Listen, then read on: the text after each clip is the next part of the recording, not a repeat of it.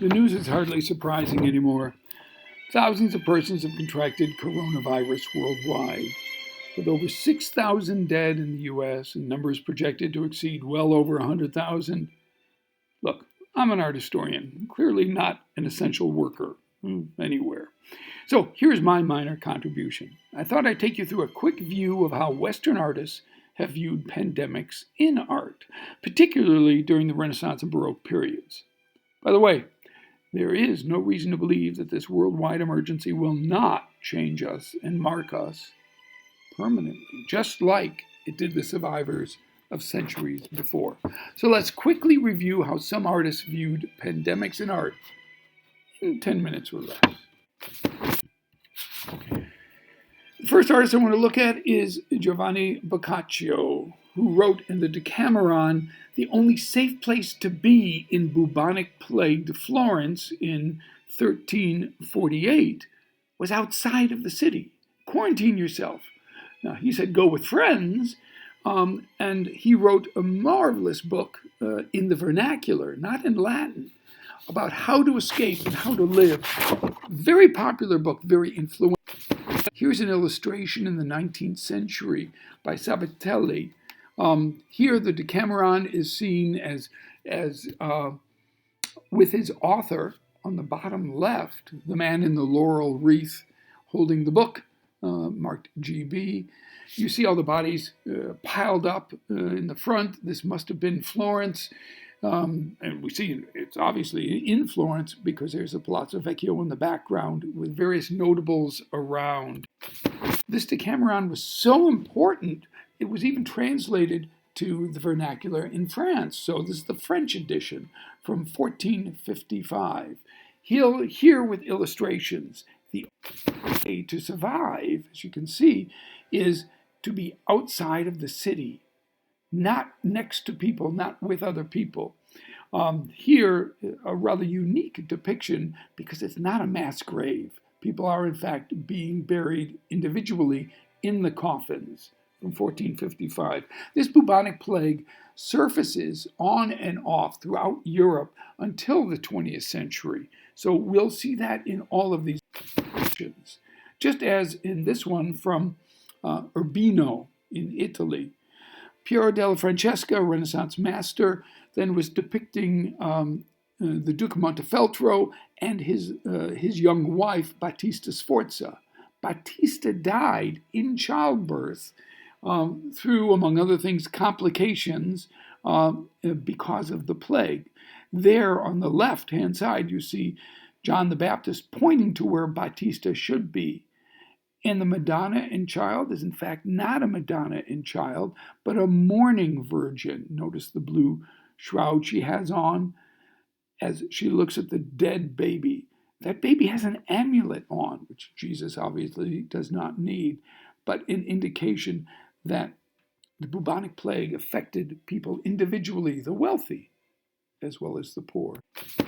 In the north, Albrecht Dürer, then in his famous Four Horsemen of the Apocalypse here from 1498, shows that piece from John's Revelation, usually interpreted from right war, famine, pestilence, and death.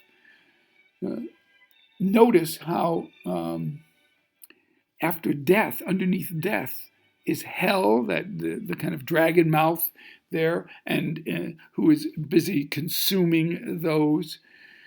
These are the four riders of the apocalypse coming over, and this is during the time of bubonic plague in as well. We go to Venice in 1576. The Italian Mannerist painter Titian, a picture which, by the way, was never finished because Titian died of the plague. Venice, very crowded island city. Here, Titian depicts himself. This is in the red, paying homage and begging for his life to Christ during this Pietà. By the way, the detail that I have on the top right shows a depiction of, and this is what you would do in a church, Titian and his son asking for forgiveness from God and being able to survive. Titian did not survive, and the painting, in fact, has never been finished. It's in Venice. In the Baroque period, Salvador Rosa then did this image of the human frailty. Again, in Naples, in the 1650s, the bubonic plague broke out, and a normally boisterous and effervescent painter then paints this very somber depiction of umana fragilita, human frailty, where the image of death now is got the forearm, you see in the detail, of the little baby. That baby, by the way, is Rosa's only son, Rosalvo, who died in the plague, along with Rosa's sister, brother-in-law, and 5 of their children. By the way, he is writing, what he's writing there in Italian, when you translate it, is conception is a sin, birth a pain, life is work, but death a necessity. Into the 18th century, we have this rather unique wax work. It's a wax sculpture. It's about 3.5 feet wide in the Victoria and Albert Museum, called Time and Death. The scene is set in a crumbling graveyard with a winged figure of Father Time seated there at the left, pointing to the clock, while half-draped, emaciated figure of this smiling beggar is kind of in the middle. His hand is out as if looking for money, for alms, but by his feet is a papal tiara. Comment on the church. A small, discolored, decaying corpse lies in front of Time, while another corpse with entrails revealed lies beside him, surrounded by snakes and rats. A dead youth is stretched out on the right, while on the extreme right is the crowned skeletal figure, of course, of Death. And he holds a spear looking on. Throughout the scene, the ivy kind of entrails around, and in the background, of course, we see a graveyard. The bubonic plague, once again, hitting Naples. That's where Sister Caterina de Julianis was active. A more modern depiction of the bubonic plague, or in this case, it was the virus, the H1N1 virus from 1918, in which over 50 million died worldwide. Edvard Munch came down with it. Here you see him in pain, literally that self-portrait, the detail. Well, as this latest virus wreaks havoc across the globe, our leaders should look back to ensure that history doesn't repeat itself.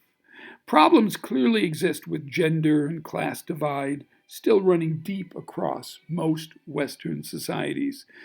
Look, social distancing and self-quarantines come relatively easy for the well-off, and we would also be the ones with easier access to healthcare facilities.